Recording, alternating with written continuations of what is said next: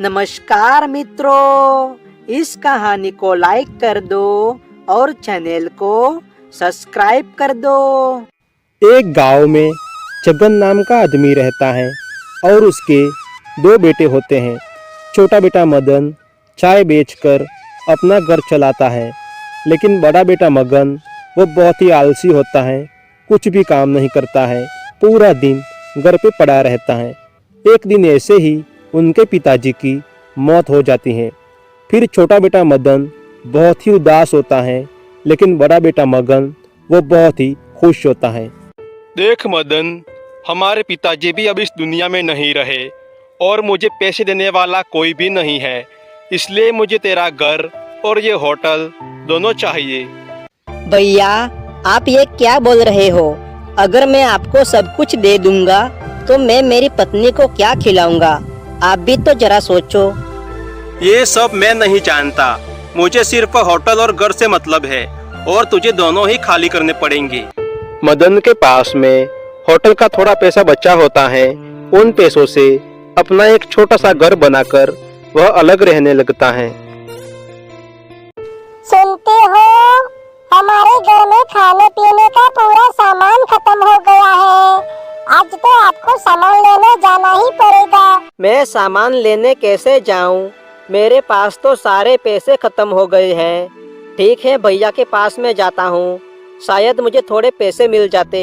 मदन मगन के पास में थोड़ी मदद लेने के लिए वह उसके घर पे चला जाता है। बड़े भैया, मैंने आपको होटल और घर दोनों दे दिया, लेकिन मुझे अभी पैसों की बहुत ही जरूरत है।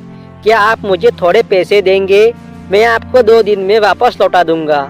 देख मदन, तूने ये सोच भी कैसे लिया कि तेरा भाई तेरी मदद करेगा? तू चाहे जिंदा रहे या मर जाए, मुझे कोई फर्क नहीं पड़ता। चल निकल जा यहाँ से। बेचारा मदन उदास होकर वह जंगल की ओर लौट रहा था। तभी रास्ते में एक नदी पड़ती है। हे नदी, मैं बहुत ही परेशान हूँ और मेरी मदद करने वाला इस दुनिया में कोई भी नहीं है। मैं तुमसे एक बार उम्मीद करता हूँ, क्या तुम मेरी मदद करोगी? मदन को बस इतना कहने के बाद पानी में से एकदम से हलचल शुरू हो जाती है। मैं तुम्हारी परेशानी समझ सकती हूँ, लेकिन मैं कोई जादुई नदी नहीं हूँ। पर हाँ, तुम एक काम करोगे तो मैं तुम्हारी मदद जरूर कर सकती हूँ। आप मुझे जो काम बोलोगी मैं वो काम करने के लिए तैयार हूँ। यहाँ पास में एक बहुत बड़ा पहाड़ है और उस पहाड़ पे चढ़ के आपको सूरज देवता से प्रार्थना करनी होगी। वो आपको लाल पोटली में जादुई शक्तियाँ देंगे। मदन उस नदी की बात मान लेता है और यह बात मानकर वह उस पहाड़ की तरफ निकल जाता है। हे सूरज देवता, मैं सबसे पहले आपको हाथ जोड़कर प्रणाम करता हूँ। मुझे आपके पास में एक नदी ने भेजा है। इन्होंने कहा है कि आप मुझे जादुई शक्तियाँ देंगे। जरूर जरूर मैं तुम्हारी मदद करूँगा। तुम मेरे पास आए, तुमने ये बहुत ही अच्छा किया। अब भी मैं तुमको जादुई शक्तियाँ देता हूँ।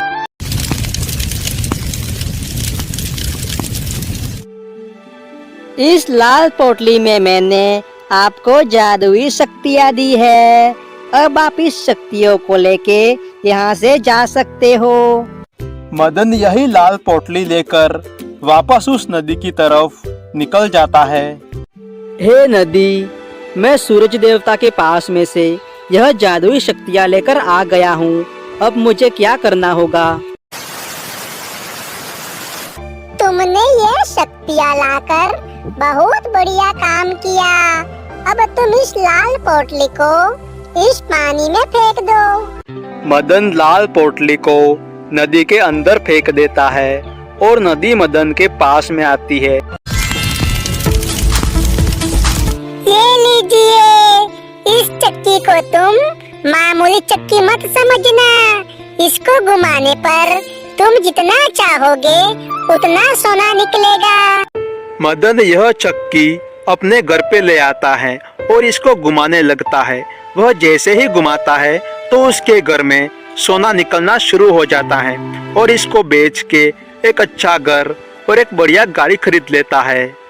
तो दोस्तों, आपने कहानी पूरी देख ली तो इसको लाइक भी कर दो और चैनल को सब्सक्राइब भी कर दो और वीडियो को शेयर भी कर दो।